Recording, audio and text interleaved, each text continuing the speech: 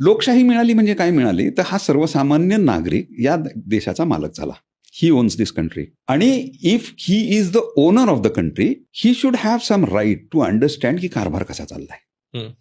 आणि म्हणून हे RTI, ज्यांना ज्यांना असं वाटतं की मी या देशाचा नागरिक आहे आणि या देशाचं मालकत्व माझ्याकडे आहे आणि म्हणून चालक काय करतो आहे त्याच्यावर नजर ठेवण्याकरता तुम्हाला हा टूल उपलब्ध आहे की yes, you ask the system की कसा चाललाय, इथे खड्डा पडलाय, कधी पडला, कोणामुळे पडला. मग जर रस्ते बांधले गेले असतील आणि तिथे जर कॉन्ट्रॅक्टर नेमला असेल आणि त्याला जर एक्स अमाऊंट आपण दिला असेल, आपण दिला ना, चालकांच्या मार्फत दिला, पण तो पैसा तर आपला आहे ना.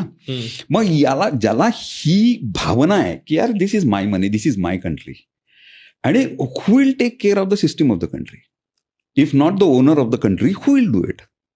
Is Obama going to come? Is Trump going to come here? No. You, as a citizen of country, own this country and you need to take the ownership. आणि म्हणून प्रत्येक नागरिकाला हे लक्षात असलं पाहिजे की मी मालक आहे आणि तो चालक आहे.